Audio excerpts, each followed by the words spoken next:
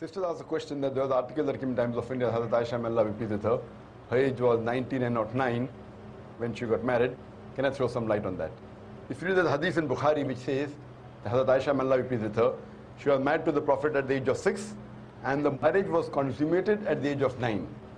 Now there are many so-called modern scholars who feel that it's not possible, that is the reason they try and justify. And they say that actually the statement is 19 because in Arabic we add an ashra. So this is ashra, the 10 is missing. We said 10, 9 for 19. So the 10 is missing, therefore it sounds to be 9. Actually it should be 19. This is the assumption. But what we believe, that after the Quran, alhamdulillah, is the saying of the Prophet ﷺ. And we have to check whether the hadith is sahih or not. And we realize that this hadith of Sahih Bukhari, and alhamdulillah, it's authentic hadith.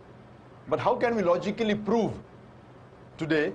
Now those scholars, inverted commas, who when they cannot prove logically any part of the Quran and the hadith, they try and say there is some mistake in the assumption and the meaning is different, etc. What we have to realize that first we have to check whether the hadith is authentic or not. If it's authentic, if we cannot prove it logically, we have to feel and we have to understand that the science hasn't advanced so much to try and make us understand that hadith of the verse of the Quran. So based on this again, what I believe that the hadith is authentic and even the age of 6 and 9 is authentic. And how to justify that? When I was in the medical college, I passed in 1991, and in the 80s we were taught in the medical college that a lady, she reaches puberty and adulthood, maturity, at the age of approximately, in India it is about 13 to 14, 15, in America it's about 12 to 13, and the age factor of the puberty keeps on changing depending upon the atmosphere, depending upon the surrounding, depending upon the diet, depending upon the climate.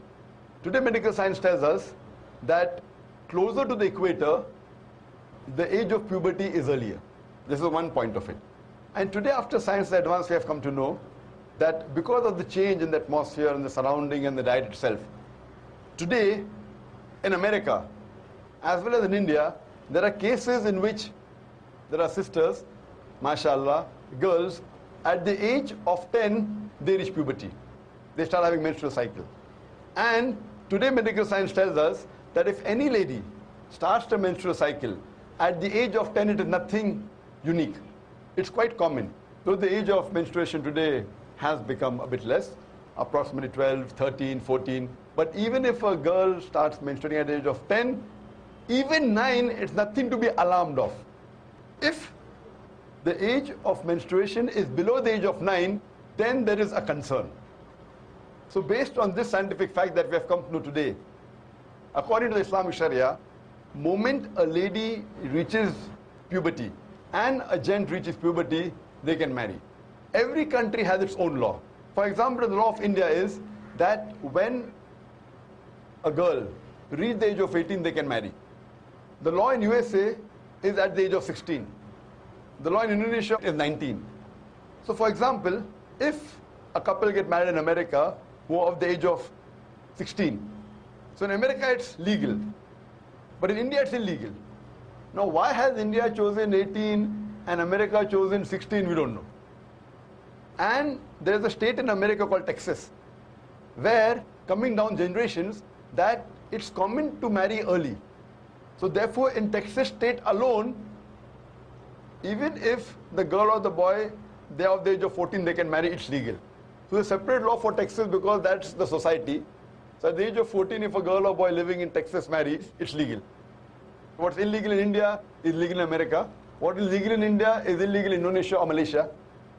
So what we realize that everyone has his own criteria. As far as the Islamic criteria is concerned, I told you that once a girl or a boy reach the age of puberty, when they get matured, they can marry. So based on this, alhamdulillah, what we realize, Hazrat Aisha, may Allah be pleased with her, she was unique. And when we read the life history of Hazrat Aisha, may Allah be pleased with her, she was very intelligent, she was very matured, and alhamdulillah, mashallah, because of that, we know that many ahadith are narrated by the wife of the Prophet ﷺ. There are some people who say, that's fine, she could have waited for another 10 years and then got married. Some of the Orientalists, some of the so-called modern Muslim scholars. If she had waited for another 10 years, we know that after the Prophet married her, the Prophet hardly lived for 10 years. So if she was married after that, she wouldn't be able to narrate the hadith that we know. So because she was intelligent, she was matured enough, alhamdulillah, I feel medically and scientifically and Islamically, a marriage consummated at the age of 9, once a lady is matured, it's perfectly fine, alhamdulillah. Hope that answers the question, sister. No non-Muslim ladies, but we have a reverse sister. So if the chairperson permits, could we allow her? Okay, we'd allow that. Assalamu alaikum. My name is Mariam Sharif. I'm from Ireland and a physical therapist by profession. Alhamdulillah, I got a chance to accept Islam. But my question is, my father never got the chance, and shirk is the biggest sin.